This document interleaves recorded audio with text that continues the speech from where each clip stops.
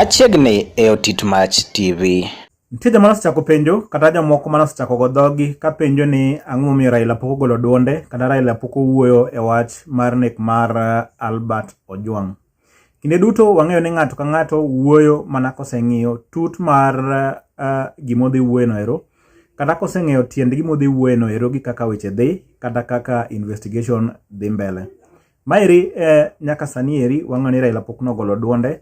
Ka kinde ni eri koro golo duonde kendo kaluwore gi statement ne, to wanyalo wacho ni gima item ng'i en ni ng'ama no order meko mar Albert Ojwang kata ng'ama no golo order mar make mondo tere e boma ma Nairobi. Ka nyaka sani Raila oyango ni pok ong'e ng'ama no golo order ni eri kata ng'at mane ochiwo order mar mako Albert Ojwang kawuok gwenge ma Homa Bay mater e gwenge ma Nairobi. Kama eri yangore ni ka giseng'eyo ni ng'awa mano golo order ni eri tidhi kawne atua kata en modhi bedo responsible e nek ni eri.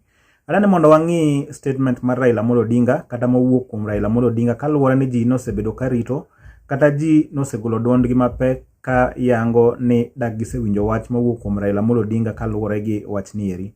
Momiyo ji ne rito maeri mapek en ni wang'eyo ni kinde duto gima chal kama eri kowuok to ma ji wuoyo ahinya kata mayudo chapni ahinya en broad based government mane kind Raila Amolo Odinga gi William Ruto.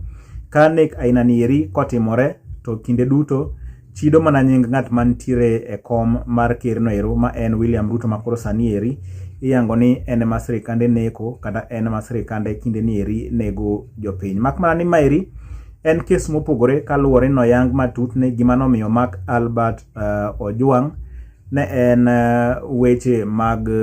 weche manondiko kaluwore gi wi jalup jatend polise kata wi jalup inspector general manyaka sani eri oseyangi kata jomoko oseyango ni dwaro ni mondo oriembi e kom no ero kata oriemb e tich kaluwore ni meko ni eri en manogolo order kata en ma itude gi golo order mar meko ni eri.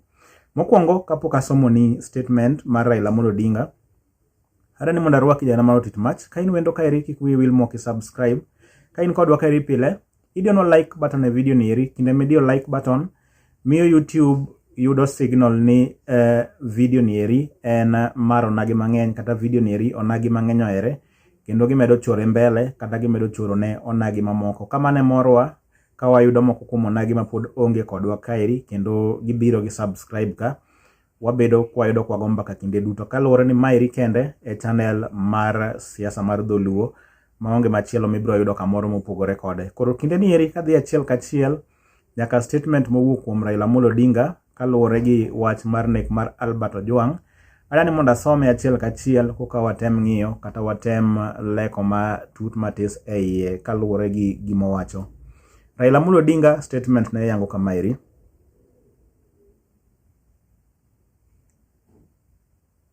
I have been deeply horrified by a report of a young Kenyan, Albert Ojwang, who was picked from Homa Bay and driven to his death in police cell in Nairobi.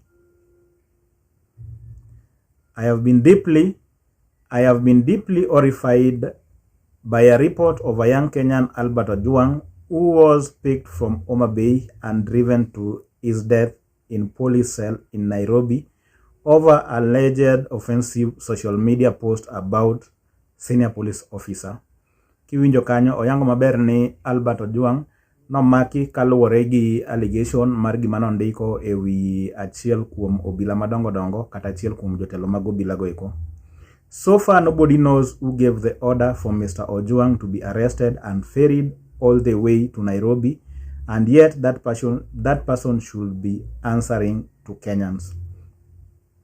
Oyango ni nyaka sani eri onge ng'ama oseng'eyo ng'at manochiwo order mar mako Albert Ojwang kaluwore ni ng'ano ero onego beni en ma omiyo jo Kenya duoko magidwaro kata omiyo jo Kenya duoko kaluwore gi nek mar Albert Ojwang.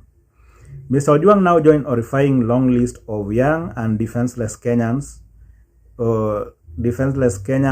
whose lives have been taken too soon in brutal and senseless circumstances at the hand of the police.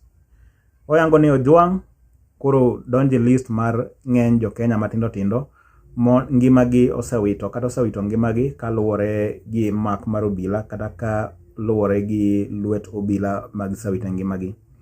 While this death caused tremendous pain to individuals and their families, they seriously erode the authority and credibility of the police and the state, and that is significant step towards chaos and collapse. When citizens can no longer tell the difference between the two forms of injustice, police injustice and mob injustice, we are staring at the reality failure as a nation. A speedy and credible closure to these latest incidents of injustice in the hand of police, alongside the many other that we have been pursuing since 2023, is not optional. The National Police Service must commit to and take concrete action to hold their own accountable,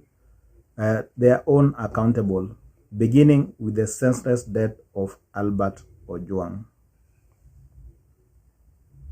Cast to sign out, Right Honorable Raila Odinga.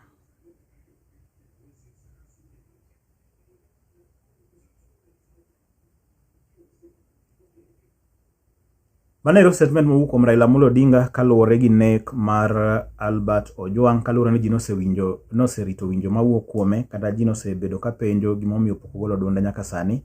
Kama eri biro kinde ma nyaka sani wang'eyo maber ni ng'ato osegolo pache, ka percentage maduong' mar joma osewuoyo nyaka sani siemo mana lwetgi ne jalup obila, kata tero mana lwetgi ne jalup jatelo mar obila ma nyaka sani eri iyango kata itudo ni ema ne oro wach ni eri kata ema no oro nek. Kaluwore gi statement mar Rigathi Gachagua odiochieng' manyoro, no yango maber ni Deputy Inspector General mar Police ma en Eliud Langat ema itudo gi wach ni eri. Ka statement mar Gachagua chakruok ne chalo ni Albert Ojwang brutal murder in the hand of police officers has revived the painful wound of the tens of Gen Zs who continue to be killed by security agencies of Ruto administration.